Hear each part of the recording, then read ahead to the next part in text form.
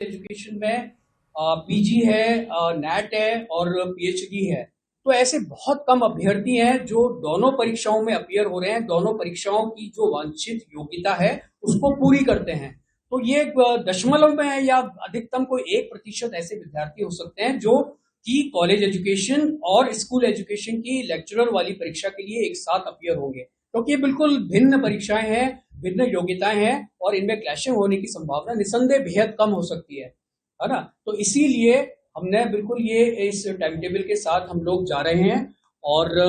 आगामी हमने अब प्रेस नोट भी जारी कर दिया है और हमारे प्रश्न पत्र जो हैं,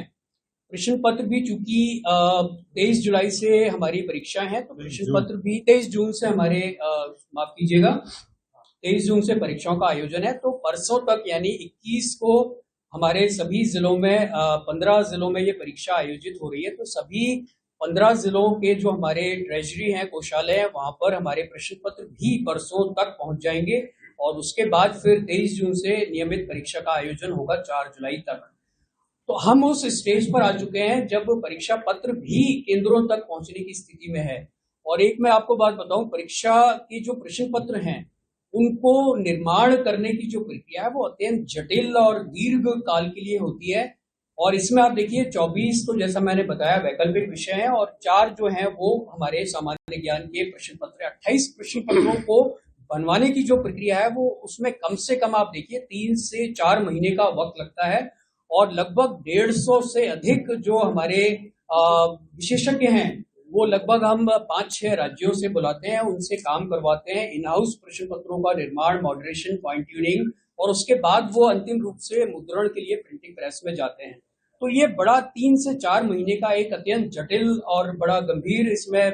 हमारे यहाँ इनपुट्स लगते हैं। उसके बाद एक अच्छा प्रश्न पत्र जिसमें बड़े स्तरीय प्रश्न हो।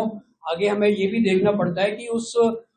वो प्रश्न पत्र ऐसे हों जो किसी भी प्रतियोगी परीक्षा में पिछले कई वर्षों में रिपीट ना हुए हों, सिलेबस के अनुसार हो, उनमें स्तर हो, बिल्कुल हिंदी इंग्लिश का ट्रांसलेशन वो बिल्कुल सही हो और वो प्रश्न पत्र किसी भी प्रकार से विवादित ना हो, ना वो सिर्फ विवादित हो बल्कि हाईकोर्ट में किसी भी तरह से रिट में ना जाए। ये सारी चीजें जब हम सुनिश्चित कर लेते हैं उसके बाद हम प्रश्न पत्रों को मुद्रण के लिए भेजते हैं और फिर वो परीक्षा के लिए केंद्रों में आता है। तो ये 3 से 4 महीने की जटिल प्रक्रिया है। इसमें 150 से अधिक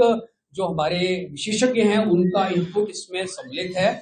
और करोड़ों रुपए का इसमें आर्थिक भार भी पड़ता है, क्योंकि एक कैंडिडेट पर लगभग 400 से 500 रुपए परीक्षा आयोजन पर एक हमारा जो अभ्यर्थी है उस पर भार पड़ता है। तो आप देख लीजिए कि लगभग 6 लाख हमारे रजिस्टर्ड पंजीकृत अभ्यर्थी हैं, तो उस हिसाब से आप देख लीजिए कि लगभग 2 से 3 करोड़ का इसमें आर्थिक भार भी सम्मिलित है। और अगर हम ये परीक्षाएं 23 जून से 4 जुलाई तक नहीं करेंगे तो आगे आने वाला हमारा जो वार्षिक कैलेंडर है उसमें कहीं भी ऐसा हमारे पास स्लॉट उपलब्ध नहीं है कि हम इतने लंबे समय तक चलने वाली परीक्षाओं का स्लॉट हम दे सकें। दूसरा फिर यह होता है कि अन्य जो भर्ती करने वाली संस्थाएं हैं, आज हम जून में ही निर्धारित कर दिया, अब फिर हमें कहीं यूपीएससी का आएगा, कहीं अधीनस्थ चयन बोर्ड का, कहीं विश्वविद्यालय की परीक्षाएं या दूसरी कोई बैंकिंग सर्विस रिक्रूटमेंट बोर्ड या रेलवेज की। तो अनेक तरह की परीक्षाएं एक अभ्यर्थी आज की तारीख में देता है, लेकिन मेरा यह मानना है कि सब अभ्यर्थियों को अपनी अपनी प्राथमिकता निर्धारित होती है कि कौन सी परीक्षा हमें देनी है और कौन सी नौकरी प्राप्त करनी है, क्योंकि एक समय में भिन्न भिन्न जो हमारी भर्ती करने वाली संस्थाएं हैं राजस्थान की या भारत सरकार की, तो एक ही समय में साइमल्टेनियसली समान समय में परीक्षाएं होती हैं। तो ये एक हमारे एक अभ्यर्थी का दायित्व है कि वो अपनी प्राथमिकता निर्धारित करे। और एक सबसे महत्वपूर्ण बात यह है कि ये जो 24 विषयों की परीक्षा है ये 2200 पदों के लिए हो रही है और इसमें आप देखिए कि ये